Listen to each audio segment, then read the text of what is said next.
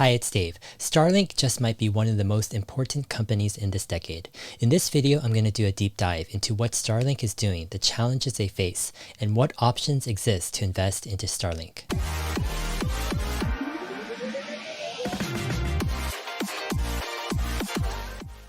Alright, in this video, we're doing a deep dive into Starlink, and I think this could be one of the most important companies in this decade. Here's the outline for today's presentation. Number one, what is Starlink? Number two, we're going to look at a turning point in Starlink's history. Number three, Starlink on a roll. Number four, we're looking at the competition of Starlink. Number five, the environmental challenges Starlink faces. Number six, pricing revealed. Number seven, valuing Starlink. And number eight, the upcoming Starlink IPO. Starlink is a satellite internet constellation being constructed by SpaceX, providing satellite internet access. The constellation will consist of thousands of mass-produced small satellites in low Earth orbit, working in combination with ground transceivers. Now, in January of 2015, Elon Musk held an event in Seattle.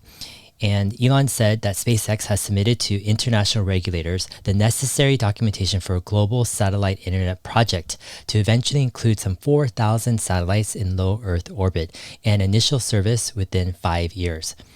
And there's a 25-minute presentation that Elon gave back in January 25, and I'll go ahead and link it in the video description for you to watch it if you're curious. Now, at this event, Elon Musk did not provide a name for the project. Yet he said this is intended to be a significant amount of revenue and help fund a city on Mars. Looking at the long term, what's needed to create a city on Mars? Well, one thing for sure, a lot of money. So we need things that will generate a lot of money. In other words, Starlink is intended to make a lot of money. It's supposed to be a cash cow. And Elon wants to use the revenue from Starlink to fund SpaceX's ambitious mission to colonize Mars. Now, here's a side note. I think it's underestimated how many multi-billion-dollar businesses Elon Musk has created, because so many are grouped within existing business entities, but they could be standalone huge businesses. For example, and these aren't comprehensive by any means, there's autonomy within Tesla, meaning Tesla is making autonomous vehicles, but that could actually be a completely different company, and it could be a massively billion-dollar, perhaps even trillion-dollar market cap company eventually. Also, under Tesla, there's energy storage and grid management. And also under Tesla is also their solar roof and solar panel business. Further under Tesla, they have battery manufacturing, battery development. All of these actually can be multi-billion-dollar businesses all by themselves, yet they're grouped within a single business entity, and therefore it kind of masks how much innovation, right, is actually being done under Elon Musk. Now, not just within Tesla, but Elon previously had co-founded PayPal, he's founded SpaceX, he's founded Neuralink and Boring Company, and others. And so, yeah, I think it's underestimated, underappreciated what exactly Elon Musk is doing. I think for one person, one entrepreneur to actually create one multi-billion-dollar business in a category is just amazing. Yet Elon is doing it across many, many sectors, and I think this is often overlooked.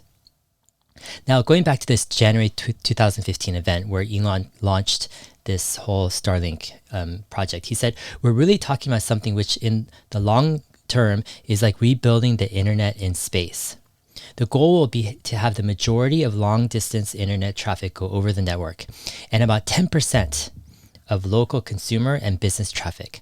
So 90% of people's local access will still come from fiber, but will do about 10% business to consumers directly, and more than half of the long distance traffic globally. So the goal is to the end consumer business, Starlink will sell a phased array antenna, and this will connect with low orbit satellites that Starlink launches, and then they'll be able to get internet access. This is combined with these ground transceivers that are basically able to shoot the internet signals up to Starlink satellites. Now, another part of this business is actually long distance internet traffic, and this is between just like continents or point to point across the globe. And this is actually a quite large business area where businesses are paid to transfer, right, large amounts of internet traffic from point A to point B around the world. All right, on the same day as the Seattle event on January 16th, 2015, Ashley Vance, he was the person who wrote the biography on Elon Musk, came out with an article on Bloomberg, and he said, our focus is on creating a global communication system that would be larger than anything that has been talked about to date. That's quoting Elon Musk. And the article goes on. Hundreds of satellites would orbit about 750 miles above Earth, much closer than traditional communication satellites in geosynchronous orbit at altitudes of up to 22,000 miles. So what Starlink is trying to do is, rather than having geosynchronous satellites, which basically orbit the Earth at the same rate as the Earth turns, which is 22,000 miles, right, above Earth, rather than that, Starlink is going to go with low Earth orbit satellites, which are much closer to Earth, but it will require a lot more satellites, yet it'll have, I think, vast greater potential than, let's say, a geosynchronous satellite network. In Musk's vision, internet data packages going from, let's say, Los Angeles to Johannesburg would no longer have to go through dozens of routers and terrestrial networks. Instead, the packets would go to space, bouncing from satellite to satellite until they reach the one nearest their destination, then return to an antenna on Earth. The speed of light is 40% faster in the vacuum of space than it is for fiber. The long-term potential is to be the primary means of long-distance internet traffic and to serve people in sparsely populated areas. Musk goes on and describes the system as a giant global internet service provider for anyone, but he wants to go even bigger than that. He sees it as a basis for a system that will stretch all the way to Mars, where he plans to set up a colony in the coming decades. It will be important for Mars to have a global communications network as well, he says. I think this needs to be done, and I don't see anyone else doing it. Yeah, I think there's no one else doing it because no one else is actually thinking that far out with that ambitious of plans. He says people should not expect this to be active sooner than 5 years, he said, and it'll be expensive, around $10 billion to build. But we see it as a long-term revenue source for SpaceX to be able to fund a city on Mars. All right, so this was back in 2015. Now it's 5 years later in 2020, and we're going to look at how far Elon Musk and SpaceX have come with Starlink to date. Now, in the early days of Starlink, there wasn't a lot of news out there. However, there was a turning point a few years into it, and the turning point comes in 2018 or so. And here's an article from Reuters on October 30th of 2018. And it says, within hours of landing, Elon Musk had fired at least 7 people on the program's senior management team at the Redmond, Washington office, the culmination of disagreements over the pace at which the team was developing and testing its Starlink satellites, according to 2 SpaceX employees with direct knowledge of the situation. So in 2018, Elon Musk was not happy with the pace of development that his Starlink team was making. He wanted to go much faster, and yet there was disagreements among the management. So Elon decided to basically fire the entire management team of Starlink, and he brought a whole new management team from SpaceX. It says, known for pushing aggressive deadlines, Musk quickly brought in new managers from SpaceX headquarters in California to replace a number of the managers he fired. Their mandate, launch SpaceX's first batch of US-made satellites by the middle of next year, the source said. Among the managers fired from the Redmond office was SpaceX Vice President of Satellites Rajiv Badial. Rajiv wanted 3 more iterations of test satellites, one of the sources said. Elon Musk thinks we can do the job with cheaper and simpler satellites and sooner. So Elon had a completely different vision. He wanted to go cheaper and simpler and faster. And it's interesting, this Rajiv Badial, who was fired, currently heads Amazon's Project Kuiper satellite efforts. I'm going to go into that very shortly. All right, we have a few lessons learned from this turning point. I think sometimes it's very difficult to fire people, especially in a company that's where people are working very hard. However, I think being scared to replace leadership in a company can compromise the company's overall mission, especially in the case where the leadership isn't demonstrating the skills and ability really to be able to meet the mission and the goals of the company. And I think Elon Musk asked this question. He said, can this leader or this management team that I put in charge of Starlink, can they take us to the place where we need to go to be successful? And I think the answer is no, and therefore I think he decided to replace the whole team. And I think the key here in this situation was Elon not compromising on the standard of exceptional leadership and sticking to the goals he knew he needed to reach with Starlink. After this management change, Starlink has been on an absolute tear. In November of 2016, SpaceX filed an application with the FCC for for a non-geostationary orbit satellite system in fixed satellite service using the Ku and Ka frequency bands. In March of 2017, SpaceX filed plans with the FCC to field a second orbital shell of more than 7,500 V-band satellites in non-geosynchronous orbits. In November of 2018, SpaceX received U.S. regulatory approval to deploy 7,518 broadband satellites in addition to the 4,425 approved earlier. In February of 2019, a sister company of SpaceX, SpaceX Services Incorporated, filed a request with the FCC to receive a license for the operation of up to 1 million fixed satellite Earth stations that would communicate with its non-geostationary orbit satellite, Starlink. In total, nearly 12,000 satellites are planned to be deployed, with a possible later extension of 42,000. The initial 12,000 satellites are planned to orbit in 3 orbital shells. First, 1,440 satellites will be in a 340-mile altitude shell. The second group is 2,825 Ku band and Ka band spectrum satellites at 690 miles altitude. The third group is 7,500 V band satellites at 210-mile altitude. Now, Starlink is targeting service in northern US and Canada in the year 2020, which is now, and they're rapidly expanding to near global coverage of the populated world by the year 2021. Let's take a look at the current situation of how many satellites Starlink has in low Earth orbit right now. On October 24th, Starlink launched 60 more satellites for Starlink, and this is the latest launch.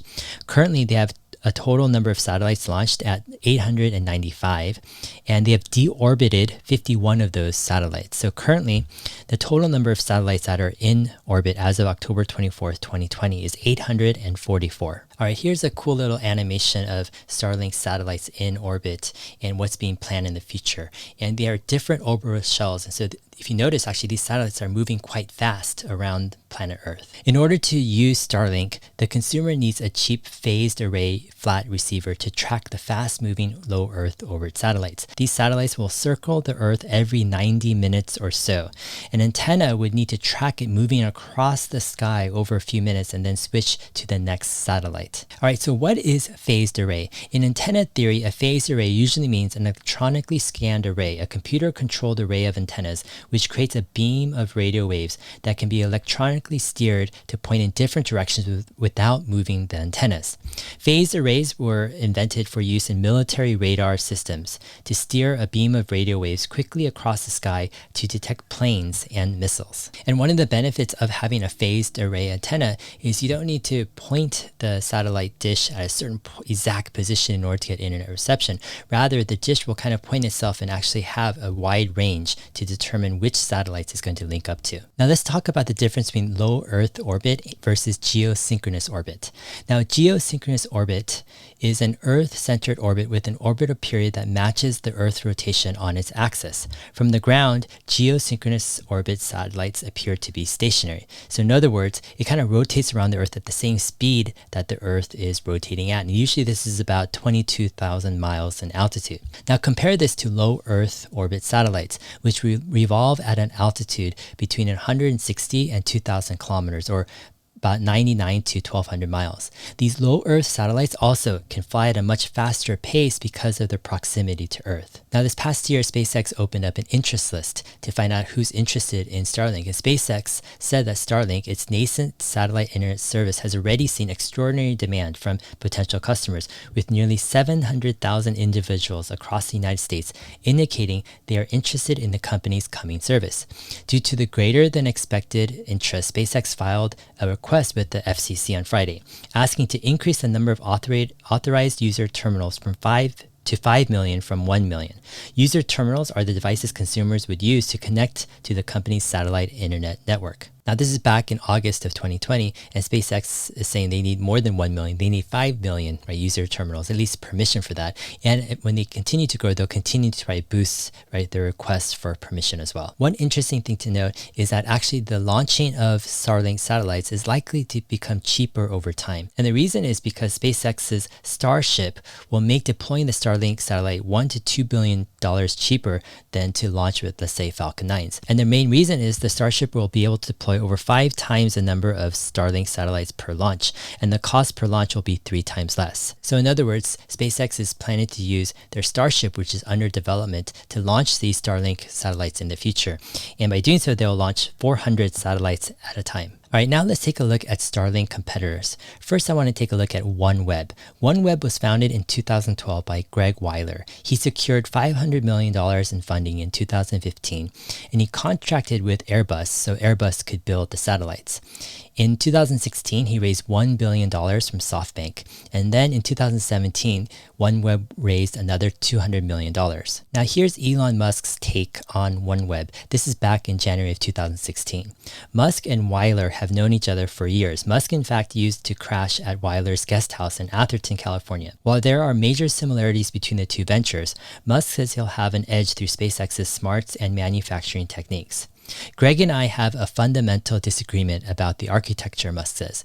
We want a satellite that is an order of magnitude more sophisticated than what Greg wants. I think there should be 2 competing systems. So in 2016, Elon Musk is saying that he has a fundamental disagreement with how OneWeb is doing it, and he believes his way is actually going to be more successful and better in the long run. Now, there was a little bit of tension back in the day as well. Here it says the backers of OneWeb, which includes Virgin chief Richard Branson, contend that Musk doesn't have the rights to spectrum he'll need to create such a network. I don't think Elon can do a competing thing, Branson says. Greg has the rights and there isn't space for another network. Like, there physically is not enough space. If Elon wants to get into this area, the logical thing for him would be to tie up with us. And if I were a betting man, I would say the chances of us working together rather than separately would be much higher. So Richard Branson is saying, hey, OneWeb, we're ahead and we've tied up a bunch of stuff. So Elon's probably only choice is probably to have to work with us. But as we know, Elon Musk had different plans as SpaceX was able to get regulatory approval on their own and launch their own satellite constellation. So OneWeb commenced launches of their OneWeb satellite constellation, a network of more than 650 low Earth orbit satellites in February of 2019. And then by March of 2020, they had launched 74 of the planned 648 satellites in the initial constellation. Then OneWeb filed for bankruptcy on March 27th of 2020, following a cash crunch amidst difficulties of raising capital to complete the build and deployment of the remaining 90% of their satellites. So back in March of 2020, OneWeb filed for Chapter 11 bankruptcy, and it says the global communications company with the mission to bring connectivity to everyone everywhere announced today that the company and certain of its controlled affiliates have voluntarily filed for relief under Chapter 11 of the bankruptcy code. And then in July, we get word that OneWeb was kind of rescued. And according to ISP Review, it says that the UK government and the Indian conglomerate Bharti Global have today made a successful $1 billion bid to acquire the British registered space company OneWeb, which will see the UK invest $500 million in order to help build a new global network of low Earth orbit satellites for ultra-fast broadband and possible GPS. And so while OneWeb isn't completely dead, in my opinion, it's not completely alive either. You've got a kind of a bailout from the UK government and they're trying to put up satellites, but in my opinion, they're not going to be a strong competitor to Starlink. All right, the next possible competitor is Amazon's Project Kuiper. Now, Amazon announced in April of 2019 that they would fund and deploy a large broadband satellite internet constellation called Project Kuiper. On July 30th of 2020, Amazon announced that it would be investing more than $10 billion in Project Kuiper. Now here's the kicker. The president of Kuiper Systems is Rajiv Badial, a former vice president of SpaceX's Starlink satellite internet constellation. So one of the main persons who was running the entire Starlink team in the early years has now transferred over to Amazon and is now running their competing satellite network project. Now let's take a closer look at Amazon, but more specifically at Jeff Bezos and his ambitions and plans for space. Now Jeff Bezos set up a company called Blue Origin, and this is an American privately funded aerospace manufacturer and suborbital space flight services company, headquarters in Kent, Washington. It was founded in the year 2000 by Jeff Bezos. The company's CEO is Bob Smith, and it aims to make access to space cheaper and more reliable through reusable launch vehicles, kind of very similar to what SpaceX is doing. Now, the company's name refers to the blue planet Earth as the point of origin. By 2014, Bezos had invested over $500 million of his own money into Blue Origin. As of 2016, Blue Origin was spending $1 billion a year funded by Jeff Bezos' sale of Amazon stock. In both 2017 and again in 2018, Bezos made public statements that he intends to fund Blue Origin with $1 billion per year from sales of his equity in Amazon. So Blue Origin has some very, very deep pockets because Jeff Bezos is willing to spend $1 billion, right, by selling his Amazon stock and investing into this company for space exploration. So going back to Amazon's project Kuiper, according to a Forbes article dated July 31st, 2020, it says yesterday 5 SEC commissioners voted unanimously to approve Amazon's project Kuiper, a mega constellation of 3,236 satellites that will orbit Earth, designed to beam internet to the ground. Amazon will be required to launch half their satellites by the year 2026 and the rest by 2029 as per the FCC's authorization. So there's a lot of things going on here. Amazon has committed $10 billion to launch their satellite constellation network called Project Kuiper. They've put in charge of this the former Starlink, right, manager who was in charge of the Starlink operations for the first few years. And then Amazon has received SEC approval for the initial constellation of Project Kuiper satellites. And on top of this, Jeff Bezos is pushing through with his plans for Blue Origin to make reusable rocket technology. So with all of this happening, here's Elon Musk's response to this. He tweets, "Jeff Bezos, copycat." And the reason is a lot of the things that Amazon's Project Kuiper is doing is very, very similar to Starlink. And while it might be flattering to be copied sometimes, I'm sure it also can be irritating at times too. All right, let's take a look at some of the environmental challenges that Starlink faces. Now, the first is space debris. Now, Matt Desch is the chief executive of Iridium, and he praised SpaceX for winning the FCC commission approval to operate much of its Starlink constellation at 550 kilometers versus the 1,150 kilometers as originally planned. And SpaceX said it lowered the satellites to reduce latency, but at the lower altitude, the satellites will naturally deorbit within 5 years without propulsion. So in other words, one of the greatest moves made in the last 2 or 3 months on this whole issue is SpaceX is deciding to lower its altitude, he said, while acknowledging that there are reasons beyond space sustainability for operating in lower orbit. I'm just thrilled that they made this decision. It's a very responsible decision. And what this means is that by SpaceX deciding to lower the altitude of most of its satellites, it actually helps these satellites to deorbit more naturally and faster after its useful life, thus reducing the amount of possible space debris. Now, another environmental challenge is light pollution. And according to Vox in January 2020, it says that Starlink and similar constellation satellites are different than many of the satellites in orbit in a way that makes them a nuisance to astronomy. They're very close to Earth.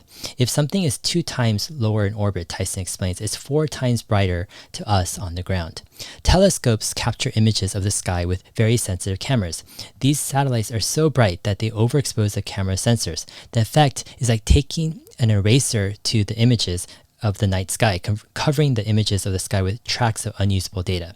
SpaceX says it's been working with the astronomy community and the scientists at Vera Rubin Observatory in particular on mitigating the problem. So the problem is because Starlink has so many satellites that are in low Earth orbit, they're more visible, right, to people on Earth than, let's say, the geosynchronous satellites that are 22,000 miles above Earth or so. And because of that, some astronomers have complained of the light pollution caused by Starlink satellites. Now, SpaceX is working hard on this problem. Elon Musk tweeted back in April and he said, "We are taking some key steps to reduce satellite brightness, by the way, should be much less noticeable during orbit rays by changing solar panel angle, and all satellites get sunshade starting with launch number 9. Here's a graphic by SpaceX, which shows that by changing the solar array angle and adding sunshades, it can mitigate the reflections right to Earth. And here's another photo from SpaceX showing these sunshades on a Starlink satellite that are blocking the sunlight from antennas, preventing reflection. All right, now let's go into how much Starlink is going to cost.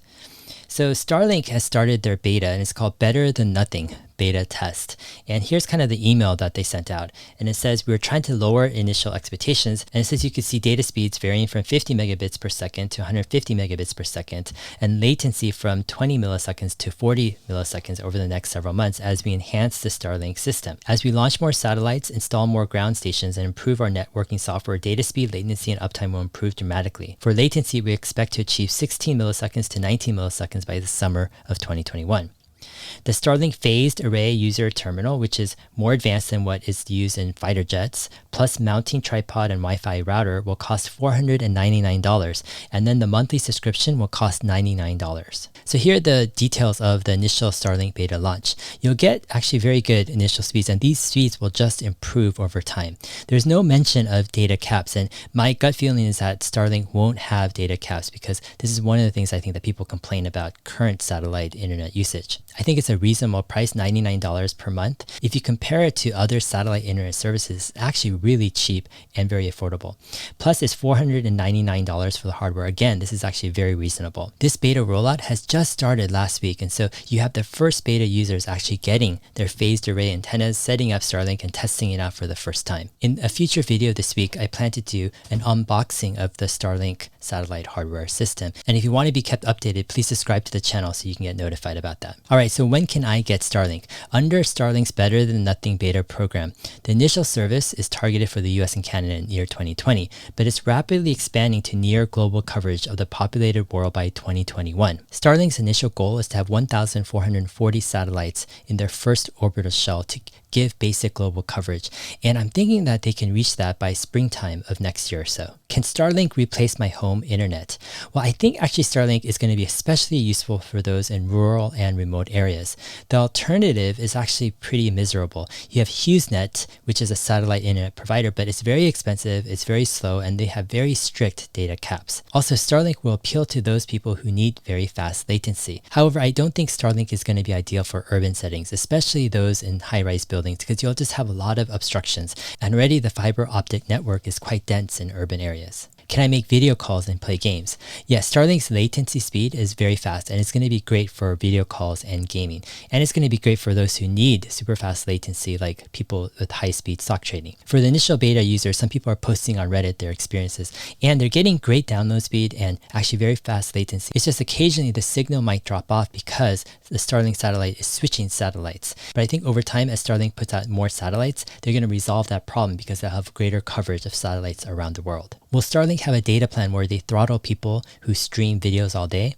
You know, I highly doubt that. I think Elon tends to make things pretty simple, and one of the big complaints of people with current satellite internet is the strict data caps. So my hunch is that Starlink won't have any data caps and it will be unlimited. But I think it's possible that they do have some type of way to identify those who have crazy bandwidth activities and find a way to limit those. If users are using lots of data, does that slow down the service for you?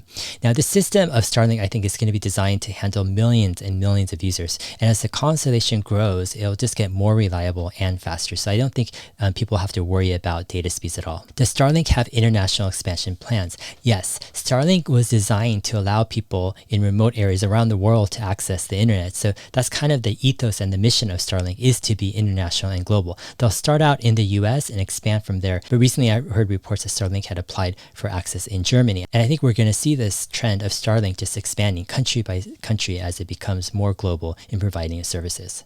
Is Elon going to be CEO of Starlink? How about Gwynne Shotwell? Will she be part of Starlink, or will she stay with SpaceX only? Now, my guess is that Elon will be CEO of Starlink because it is so crucial to SpaceX's mission. Starlink is kind of the cash cow or the revenue source that will enable SpaceX to reach its grand ambitions of colonizing Mars. Now, I'm not sure about Gwynne's role in Starlink. Currently, Gwynne Shotwell is COO and president of SpaceX. And I think going forward, it's reasonable to say that she would have some type of role in Starlink as well. Who are the current investors in Starlink? Starlink is actually a division of SpaceX, so it's 100% owned by SpaceX. And SpaceX is owned by Elon Musk and other investors. According to a 2016 filing, it says that Elon's trust currently owns 54% of the outstanding stock of SpaceX and has voting control of 78% of the outstanding stock of SpaceX. Now, this might have changed, right, since 2016. Other investors include Draper Fisher Jurvetson, Founders Fund, Valor Equity Partners, Capricorn, Google, and Fidelity. So there are quite a lot of other investors in SpaceX as well. All right, I want to take a look at valuing Starlink, or trying to come up with a valuation model for Starlink.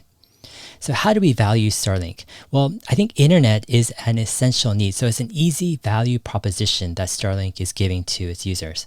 It's bringing the internet to everyone, and it's got a fantastic business model of having a recurring monthly subscription. Another thing about Starlink is it has very large barriers of entry. Like, who's going to be able to launch, right, thousands and thousands of satellites into space at a reasonable cost and develop an entire global constellation, right, of satellite internet access? And because of this, I think Starlink does have somewhat of a moat.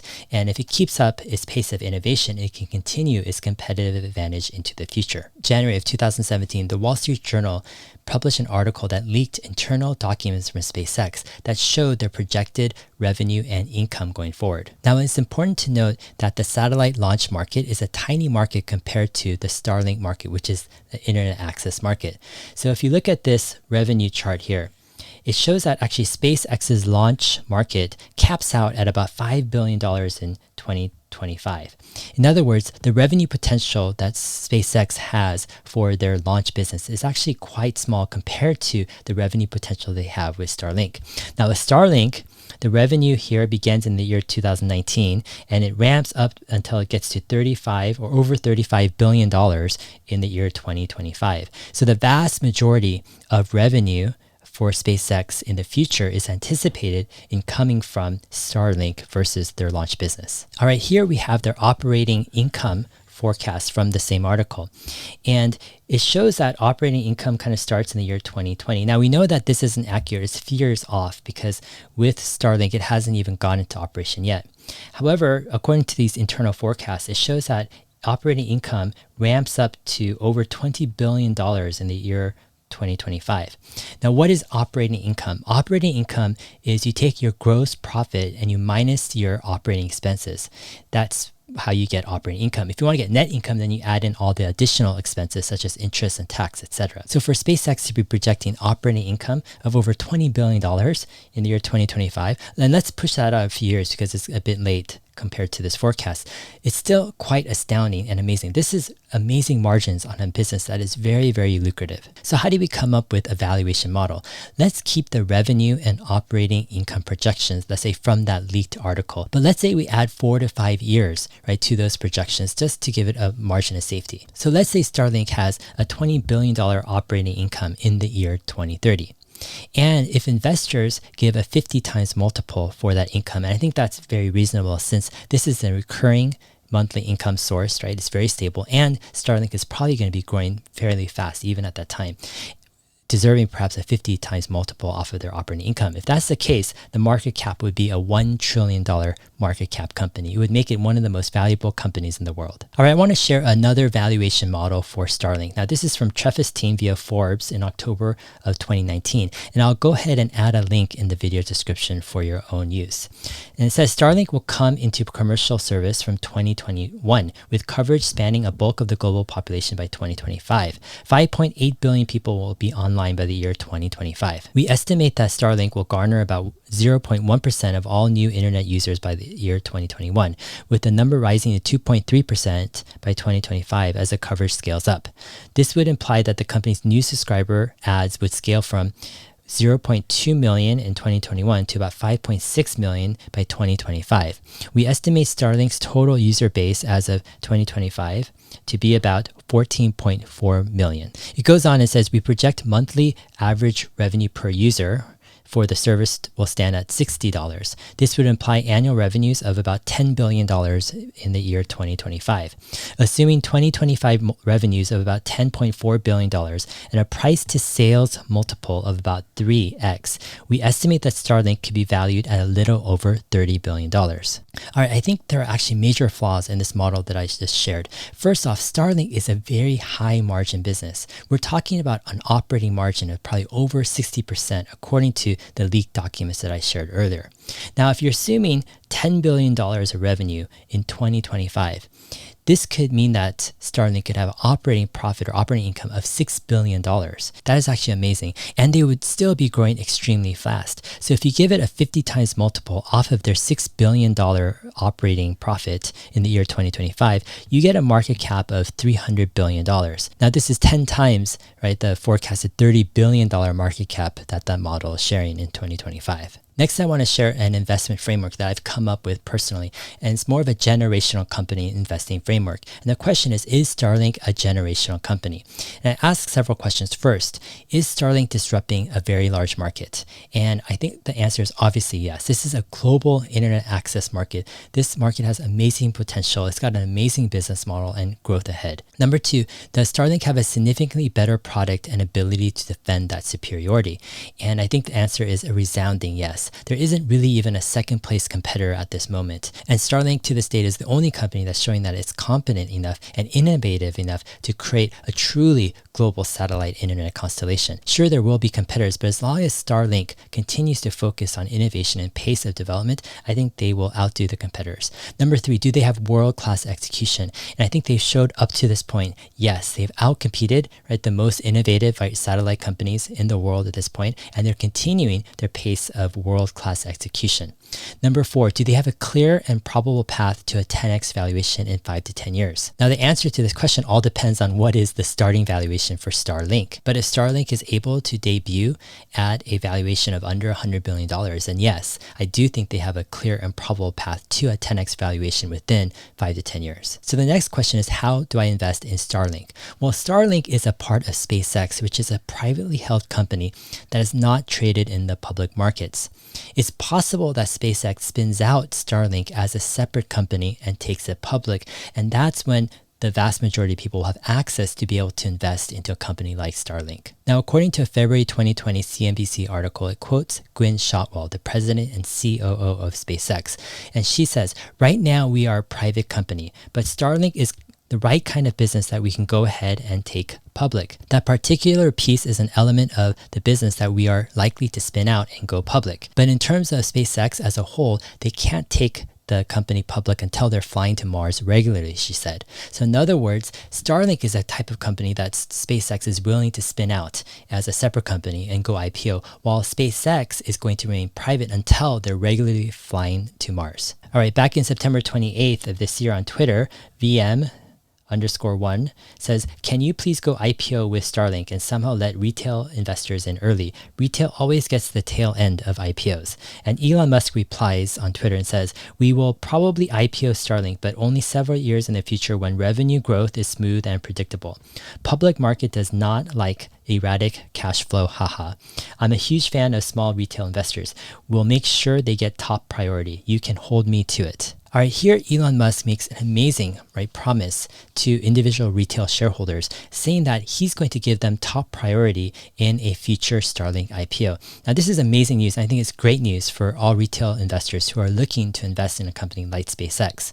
Now, the question is, when was Elon's last promise to retail shareholders and what happened? So I want to take you back into time. Back on August 7th of 2018 on Twitter, Elon said, "I'm considering taking Tesla private at $420, funding secured." Shortly after Elon Musk tweeted this on Twitter that day, I replied to him. I said, "Though I understand your reasons, please don't take Tesla private. There are hundreds of thousands of retail investors who have placed significant resources and risk into investing into Tesla for the long term and would not think it's fair." I continue and I say, "Or if you do take Tesla private, please have a provision for retail investors who have held Tesla shares prior to December 31st, 2016, that those shares will be converted into private shares in a new private company. This would be only fair and the right thing to do." And the reason I tweeted this is because I thought being forced out at $420 if Tesla went private was not very appealing to me as a retail shareholder. I've been holding Tesla from the early days of, let's say, 2012 and 2013. And my goal wasn't for Tesla to reach $420. No, I thought Tesla had potential to become one of the most valuable, if not the most valuable company in the world. So to be forced out at $420 would be a huge letdown. And so that's why I replied to Elon, asking Elon to at least allow people who had held Tesla shares up to a certain point to be allowed to convert those public shares to private shares in the new private company if he took the company private. Now, Elon replied and he said, "Absolutely. I'm super appreciative of Tesla shareholders. Will ensure ensure their prosperity in any scenario. So here Elon makes a bold commitment to ensure the prosperity of retail shareholders, even in the case of if Tesla is going to go private. Now later on we know that Elon decided not to take Tesla private, and one of the reasons was he couldn't find the right way to take the shares owned by individual retail investors and transfer them into a private company. All in all, I think an upcoming Starlink IPO is possibly going to be an amazing opportunity for retail shareholders. Recently on Twitter, I tweeted this tweet. I said this tweet by Elon Musk is underappreciated. He's basically saying he will give top priority to small retail investors when Starlink goes IPO. Usually small retail investors are giving lowest priority in IPOs. Starlink IPO will be a huge opportunity. One of my Twitter followers asked me, Dave, what are Elon's options to prioritize small investors? Well, here are some uneducated thoughts. I think if Starlink does a traditional IPO with big banks typically look out for their big clients, not small retail investors. However, it might be possible for Starlink or SpaceX to use kind of a family and friends provision where they give IPO pricing to certain people before the stock hits the public market. Now, Tesla actually did this back in the day. I think it was 2010 or so when Tesla went IPO. They allowed Roadster owners to go in to Tesla's IPO at IPO pricing as friends and family. And what that meant was Roadster owners could actually buy Tesla stock at the IPO price before it hit the public market. I think this might be a possibility when Starlink goes public to do something similar. However, with hundreds of thousands, if not millions of people interested in Starlink stock, I'm not sure how the logistics are going to work out for this. Another option could be to do some type of direct listing. Now, this is what Spotify did a few years ago when they went public. But it's possible that Starlink can maybe do it in stages. First, they could have retail investors. So those who held, let's say, Tesla shares prior to a certain date, they're allowed to buy Starlink shares at a ratio of the Tesla shares they own. So let's say for every 10 Tesla shares, they're allowed to buy one Starlink share, for example. And then there could be a second stage where institutional investors are allowed to buy the stock. So the concept would be to do some kind of direct listing where it would be done in stages, but the first stage would be given to individual retail investors. All right, so when will Starlink IPO? According to Elon Musk in September 28th of 2020 on Twitter, he says, we will probably IPO Starlink, but only several years in the future when revenue growth is smooth and predictable. Public markets do not like erratic cash flow, haha. And it looks like he learned this lesson from Tesla, who had erratic cash flows over the years and an erratic and volatile stock price. And so Elon wants to kind of take Starlink public when they have more stable cash flows so the market can understand it better. How can someone invest into Starlink right now? Well, it's possible to purchase SpaceX shares in the secondary market. And what this means is it's purchasing shares not on the public market because there is no public market for SpaceX shares. However, there are several secondary market exchanges or brokers who are able to find SpaceX shares. Usually the easiest time to do this is when SpaceX is raising money. And usually you need to be an accredited investor as well to invest in these secondary market shares. Further, there are often fees and commissions that these secondary market exchanges or brokers charge. A few of the more well-known secondary markets are places like Forge Global or places like Microventures. So what is the current market cap for SpaceX? Well, SpaceX has done many funding rounds in recent years. The last funding round was August of 2020, where they raised $1.9 billion at a $46 billion valuation. Prior to that, during the March to May period of this year, 2020, they raised $570 million at a valuation of $37 billion. Last year, in 2019, in June, they raised $310 million at a $35 billion valuation. And in April of 2019, they raised $540 million at a $33 billion valuation. So according to these figures, it appears that SpaceX is valued at around $50 billion or so. And because they raised almost $2 billion just a couple months ago, they probably have enough runway for at least a year or if not longer. So the next time they raise money might be late 2021 or so. All right, so what can you do right now? Well, first, if you're really interested in Starlink, you can sign up for the Starlink beta program. If you go to starlink.com, they have a form where you can note your interest.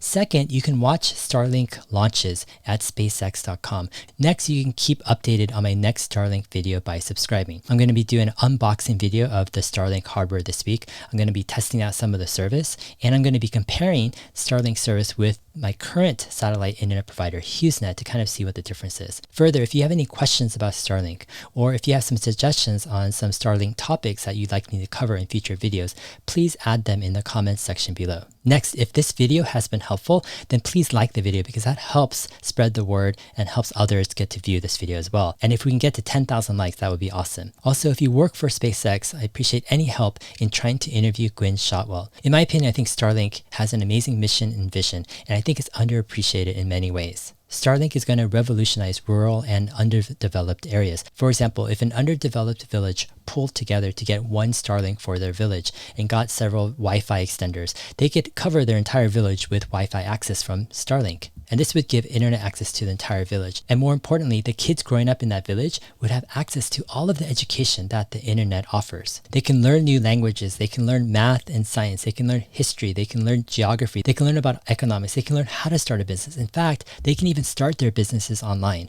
The potential and opportunities are unlimited. And I'd love to see SpaceX and Starlink get that message out in a clear and compelling manner. All right, if that video has been helpful, please let me know. I'd like to do several follow-up videos on Starlink. And if you have any questions or any topics you'd like me to cover, please add them in the comments section. And I also want to hear from you guys on what you think about this longer form, kind of research focused presentation format that I tested out in this video. Please share your ideas and your feedback in the comments section. In this channel, we're looking at investment topics in the world through different angles, not trying to follow the herd, but rather use independent thinking to try to get beneath the surface of things. I'm on Twitter at HeyDave7. You can also find all my video episodes as an audio podcast in your favorite podcast player. Just type in Dave Lee on investing. We'll see you in my next video. Thanks.